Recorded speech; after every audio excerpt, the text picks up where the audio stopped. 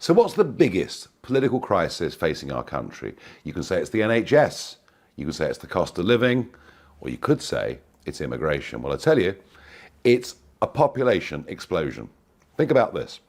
Tony Blair comes to power in 1997. The British population is 58 million. What is it today? It's 68 million. And 85% of that rise is directly down to Labour and Conservative immigration policies. And already we can't get GP appointments. There's a waiting list of nearly 8 million people who want medical procedures. There is a housing crisis that is totally extraordinary. Well over 1 million people waiting on the social housing list. And for those that want to get their foot on the first rung of the ladder, well, frankly, property has become unaffordable. Demand massively outstripping supply. And you think about it, even if we build 250,000 new homes every year, that doesn't even cope with net migration to Britain last year of 750,000. This is impacting every single aspect of our lives. Think about the roads. I mean, how long does it take you now to plan a journey to go from the south to the north of England or whatever else it may be? Our quality of life is being diminished by the population explosion. And yet, in Parliament, in much of mainstream media, it's wall to wall. All immigration is good. We've got shortages of jobs. We need more people. Well, today, I think a real bombshell came. The Office of National Statistics have told us the population will hit 70 million by the middle of 2026.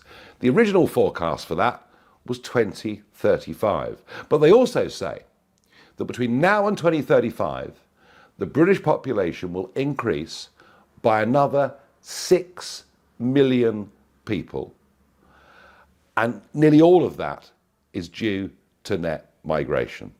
And what makes me angry is we know there are many in the Labour Party who don't believe in national boundaries, who are totally unconcerned by immigration, that it was Tony Blair that actually started all of this. Mass migration into Britain on a level that had never been seen before. You know, from Windrush until Blair, net migration averaged about 30,000 a year. Under Blair, it went up to about 250,000 a year. Now, under the Conservatives, it is up to 750,000 every year. We voted Brexit to get back control of our borders. We voted Conservative in 2019 to reduce the number of people coming into the country. And this isn't about being anti-foreigner or anything of the kind. This country actually can assimilate people from all over the world and do it far better, I think, than any of our European neighbours. But you finish up with mass migration on this level, with large parts of our cities that become almost unrecognisable. So there's a social element to this as well. There's a wage element to this as well, driving wages down to the minimum wage. This is affecting all of us, and yet, when I heard Rishi Sunak the other day say he was concerned about levels of immigration into Britain, the only word that could possibly come into my mind was liar.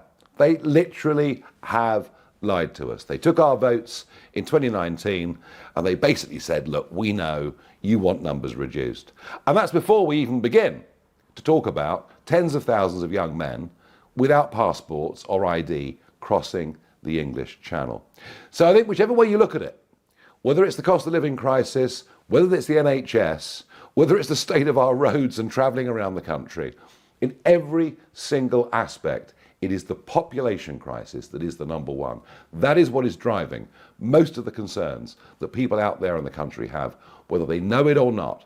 And yet, who talks about the population explosion? Who was the last person to tell you that our population had increased by 10 million since Blair came to power? Well, I think today, the Office of National Statistics have perhaps come up with numbers that are so mind-blowing, so mind-bending, that maybe at last will begin to take notice.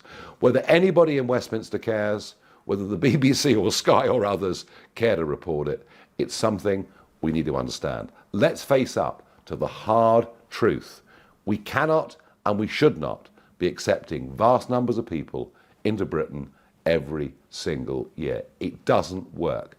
Mass migration into Britain has now become a disaster for this country.